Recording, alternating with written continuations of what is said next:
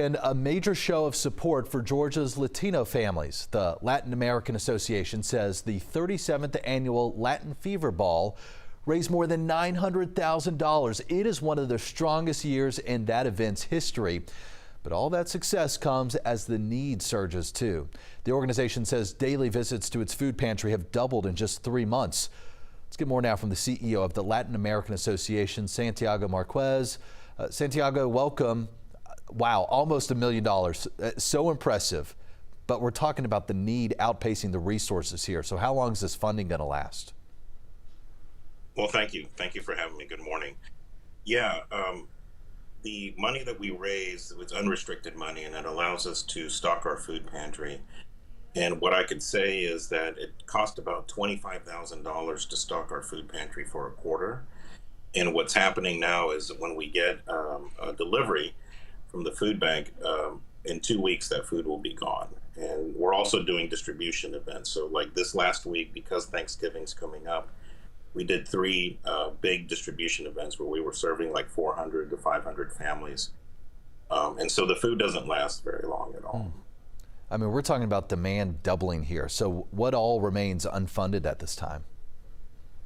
Well, it's really the food pantry piece is the one that's, there's really not much funding for it. So helping us to be able to keep the food pantry stocked, and that's in our main facility. We also have a facility in Norcross, and we have 2 smaller offices up in Dalton, Georgia. And each one of our offices try to keep food there.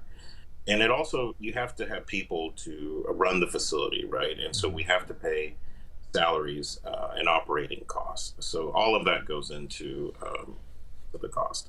Well, let's talk about what a successful weekend you had. And for folks who haven't been to the Latin Fever Ball, what makes it such a special night in Atlanta?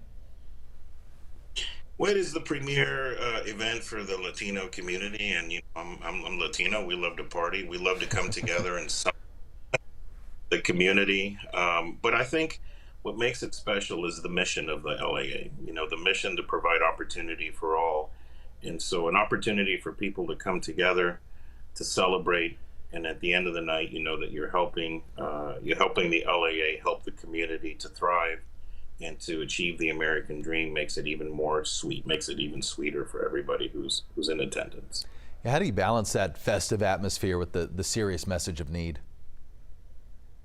Yeah, it is a balance, right? And so I think what we do and what we did this year really well is we were very strategic in telling the story of the clients, not necessarily the LAA, because a lot of people know the story of the LAA, but tying it to our product, and our product are the clients. So we told 3 stories, and we had one young man who had come up through our youth services program speak at the event, and he's the only one that got a standing ovation, right? Because everybody loves to see where their money is going to helping young men like that and young women become successful here. And then again, we all love to have a good time. So as soon as the programming piece is over, we bring the salsa band out and we're celebrating. And we're celebrating because we have a strong community that's resilient and wants to thrive and believes in the American dream. Santiago, got 15 seconds. What can folks do if they still want to help out and donate? Absolutely. They can go to our website, thelaa.org, donate. And they can also volunteer. We always need volunteers. So if you want to get involved personally, reach out to us. Love to have you come help us during one of our food distribution events. We appreciate your time and congrats on a successful weekend.